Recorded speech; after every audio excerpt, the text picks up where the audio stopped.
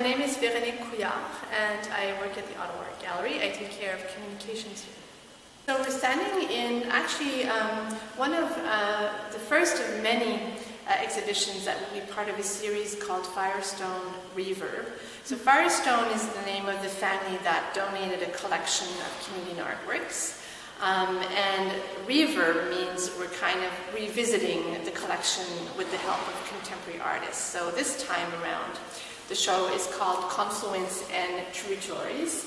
It features Michael Belmore, who's an Ojibwe contemporary artist, and A.J. Casson from the group of 7. Confluence is basically two rivers meeting. Poetically, it also means probably anything meeting. And tributaries specifically means a river that falls into a bigger river.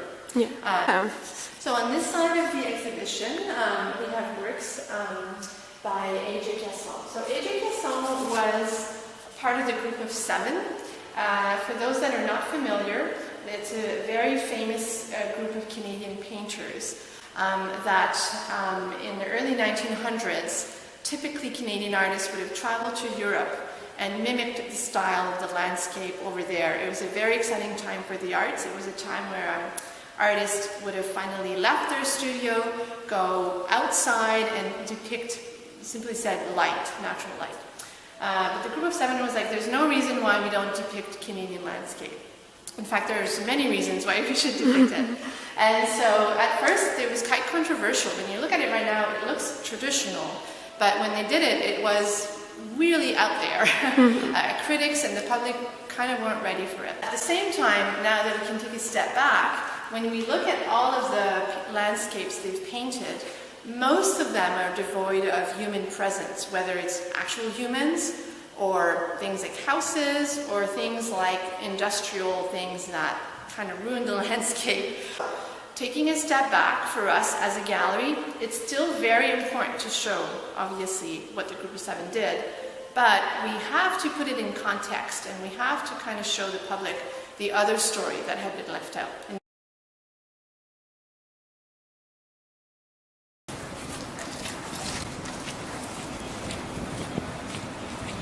My name is Ian Wright, and I'm the owner of the Snow Goose. My parents started the store in 1963, and I've been here for about 35 years. But I've been surrounded by First Nations art pretty much my whole life. My mother was instrumental in starting it, and she was interested in starting a craft store with Canadian crafts. And around that time was when Inuit sculpture started to come down from the Arctic.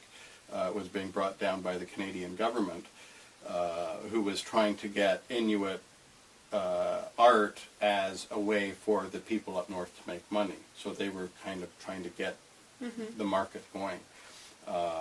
And so when she saw that happening, she thought, well, that would be a great thing to do is Inuit art, which then went into the First Nations art and started to meet different artists and travel around the country. And the First Nations and Inuit lived very closely with the earth, the nature, the animals, the earth itself were as important as humans. So when they do an art form showing an animal, you can sort of see that they put their soul into it. Certainly in the older days you'd see that, the people who grew up on the land. Now, people are growing up much like us, true. in high school and all of that, so it's a little bit different, but they still hold the land and the animals very close, and certainly the First Nations people do, and the young people are learning now more about the old ways and the respect that you should be having and that kind of thing for the earth. Show the public the other story that had been left out. In this case, a work by Michael Belmore. He's a contemporary artist, Indigenous, specifically Ojibwe, and he also works with the landscape. Right now he's actually remapping the landscape. So what you see is that he's worked metal, copper, in a very, obviously, working with metal is very physical, very involved. When you look at his tools, he that is called sealing. And if you look at these tools, they kind of look like tools that one would use to work with wood.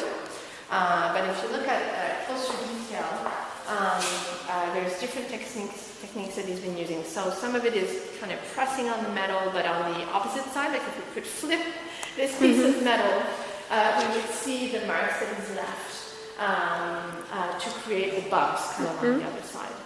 Like when we think about colonialism and the effect that it has had, the very serious, lasting effect that it's had on Indigenous people, the mapping would have been one of the first ways for colonialists to claim the land, right? Yeah. And so this is a form of reclaiming. Yeah. What you're seeing on the walls here are the 2018 Cape Dorset print collection. It's a community print collection, and from the community of Cape Dorset. This one too? That one as well, and the ones on the walls over on the other side. And they do a yearly collection and have done since 1959. One of the prints from those early days, done by a woman named Pranojawak Hashavak, quite a famous print that was on one of our bills, just sold in auction for I think it was about $190,000. Ended up being $217,000 with the fees and stuff. Yeah. But it's the highest selling print in Canada. Wow. Done now are younger artists. A lot of the artists that were doing it in the earlier days have died now. So it's sort of a new look, new fresh look that's coming out. Different artists' ideas. This is a representation of water in that it's the reflections. When you look at a lake, for example, and you see the reflected landscape, which is why these look like roots, but it's actually trees upside down and houses upside down. Okay. Yeah. The cookie cutter house, so the house that's repeated, and this is more my interpretation than what I remember from Michael talking about, may have to do with the cookie cutter house on Indigenous reserves. So Indigenous people were moved by the government, the Canadian government, to these reserves, were given houses that were all the same. They were very isolated from one another. The reserve was already very isolated, and so if, for example, you didn't have the mobility to move around, it was all, many layers of isolation, essentially. I wonder sometimes if when Europeans first came to North America, if they, instead of tried to change the First Nations people in North America to be like them, if they decided to try and be more like First Nations people, what would our country, the U.S. and Canada be like today, or any of the countries, Australia, New Zealand, it would be, I think about that from time to time.